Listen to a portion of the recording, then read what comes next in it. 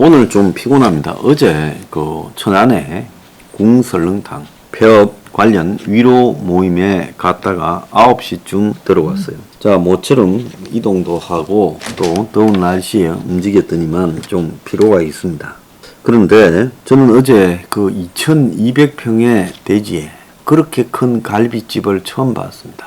그리고 또 설렁탕 집도 어제 우리가 100명이 넘게 왔는데 그리고 또 자리가 많이 남았어요. 그러니까 그 큰 식당을 2개나 하다가 IMF가 왔을 때 단체로 갈비 손님이 없겠구나 해서 갈비집을 눈물을 머금고 문을 닫았고, 옆에 설렁탕 집을 운영을 하다가 이제 6월 30일 날 문을 닫는데, 거기에 이제 황장수 대표의 말을 들으니까 현 상황에서 무모하게 끌고 가는 것은 어려움이 있다고 사장님이 판단을 하신 것 같습니다. 저는 잘 결정을 했다고 그렇게 말을 드리고 싶어요. 매우 어려운 시기를 통과해야 되는데 체력이 튼튼해도 통과하기가 쉽지 않은데, 그간의 몇 년간의 듣도 보도 못한 세파에 체력이 소진해 있는 상황에서 이 위기를 덩치를 줄이지 않고는 통과하기가 어려울 것이다 라고 생각을 했고,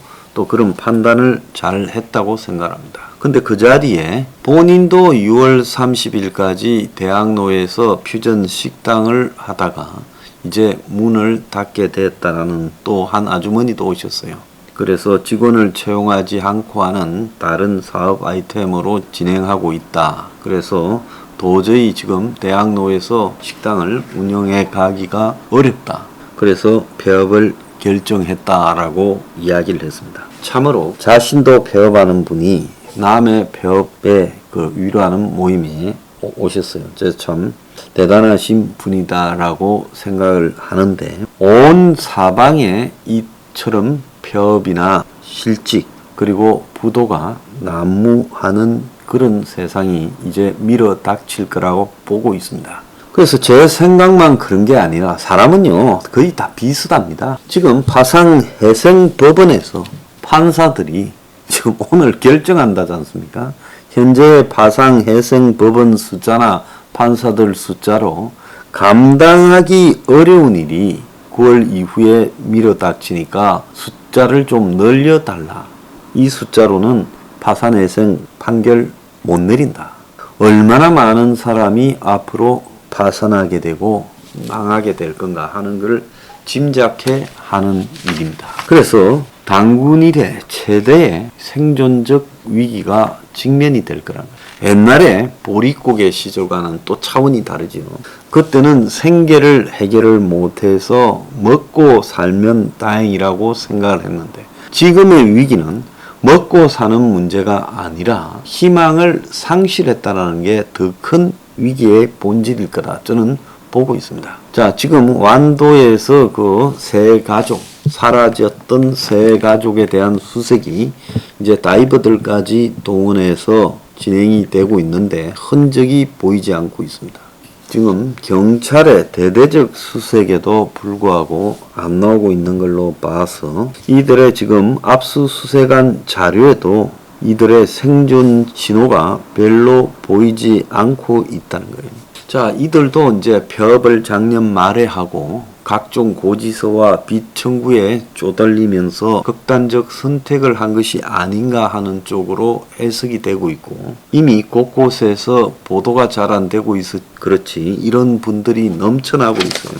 오늘 아침에만 해도 기사에 보면 서민금융연구원이 조사를 했는데 코로나 저신용자 10명 중 2명이 연 240% 고금리 사채에 내몰렸다. 기사가 있어요.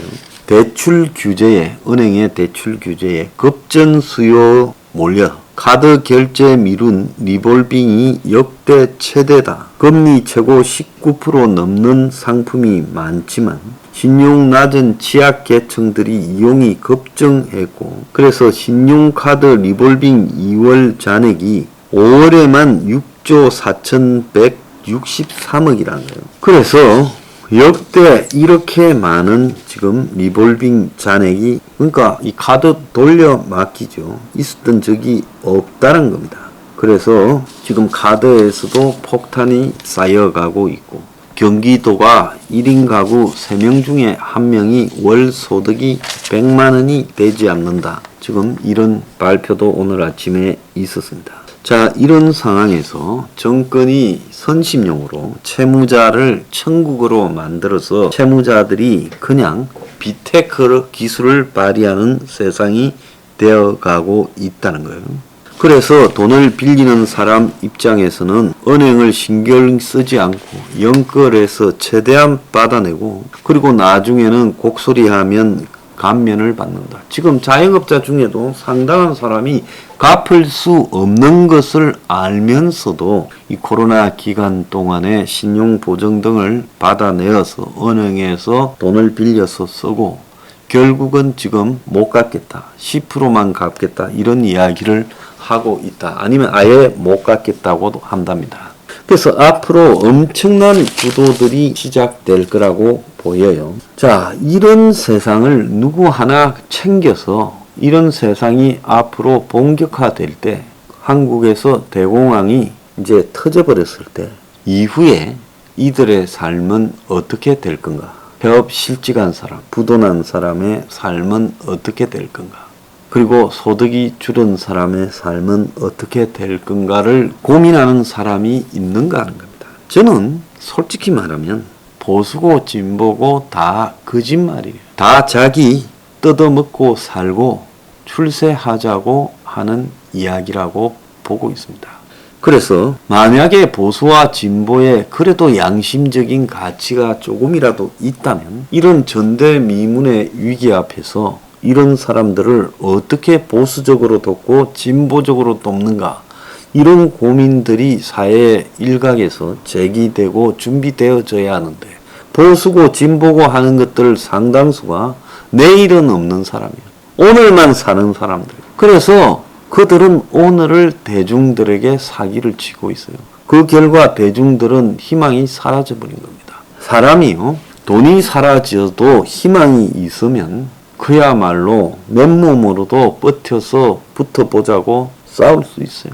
제가 살아오던 시대에 그런 사람들 많았고 제 직전의 시대에도 그런 사람들이 많았습니다.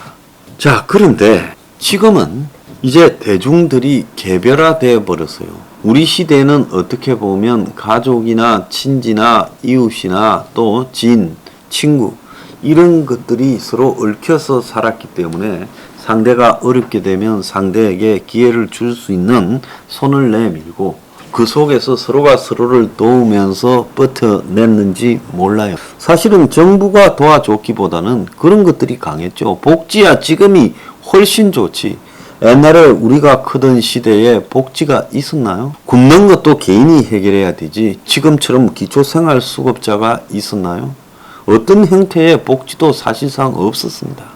실업 급여가 있었나요? 아무 복지가 없었어요. 긴급생활지원자금이 있었습니까? 그냥 먹을 게 없으면 굶어야 되고 쫓겨나면 노숙해야 되는 그런 시대였죠.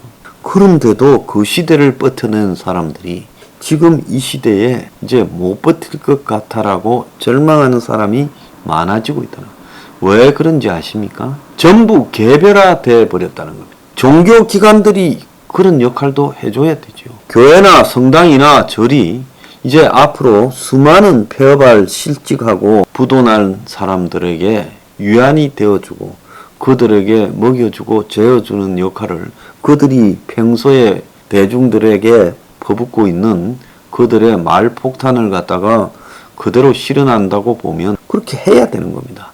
그런데요, 한국의 어느 종교계에서 경제 위기가 오고 있고 우리 교단이나 우리 종교가 그런 대중들을 보듬기 위해서 비상적으로 대처하자. 그래서 이 어려운 시기에 대중들로 하여금 먹여주고 재워주고 힘을 주는 것이 우리 종교의 목적이다라 이런 사람들이 있습니까? 없지 않습니까? 어디에도 없어요. 이 와중에도요, 헌금 더 받아내고, 그러려고 지금 애를 쓰고 있죠. 그래서 내가 참으로, 보수단체들이고, 좌파단체들이고, 베레벨 짓거리들을 하고 있는데요. 어제 제가 천안식당에 한 분이 오셨어요. 자기는 민노총회 지부장입니다. 난 괜찮다 했어요. 민노총의 지부장이라는 것이 자신의 삶에서 하나의 흔적이 됐을지 모르지만 어쨌든 황장수가 이야기하는 가치에 동감해서 그 밥 먹으러도 오고 또 회원이나 당원도 하고 했을 거 아닙니까? 그렇기 때문에 저는 그 민노총이라는 부분에 대해서 제가 내리는 판단은 있지만 어쩔 수 없이 거기 몸담고 있으면서도 우리의 가치를 존중한다면 저는 그런 분도 좋다고 보는 사람입니다. 그래서 누구든 관계없이요, 이 어려운 시기에 대공황 이후에 대중의 삶을 걱정하는 일들을 좀 해야 된다.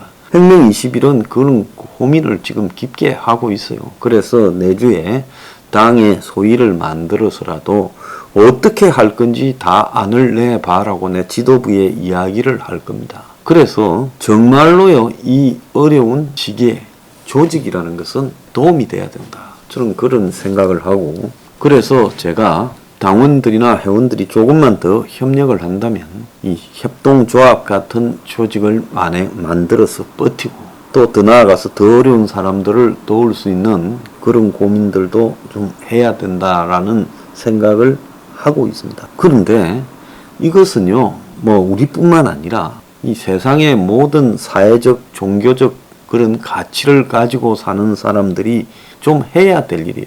뭐 한다 하면서 시끌벅적한 의미 없는 일들에 돈 쓰고 그러지 말고요. 이제 전부 그 윤은 도와줄 만큼 도와줬으니까, 윤 안 도와줘도 이제는 대통령 됐으니까 지 혼자 살 거 아닙니까? 그럼 보수단체들도요, 이제 이런 어려운 세상에서 표류하는 영혼을 구하는 일에 좀 노력을 해야 되고, 좌파도 마찬가지입니다. 좌파가 그래도 우파보다도 훨씬 더 인간적이었고, 예? 힘든 어려운 사람들을 존중한다라는 모습을 강조했던 게 좌파 아니에요? 그런데 도대체 대한민국의 좌파는 뭐가 잔지도 모르겠어요. 부끄럽지 않습니까? 자, 난 말할 게 아니라 혁명 21 미래연구소도 우리도 우리 할 일을 고민해야 되고요. 온 세상에서 모두가 나서서 이제 의미 없는 용어들을 난무하게 떠들고 또 그런 짓거리를 벌이면서 돈을 쓰고 하는 것보다는 실질적으로 어려움에 처한 대중들을 도울 수 있는 일에 몰두하는 것이, 그것이 정의다. 저는 그렇게 생각합니다.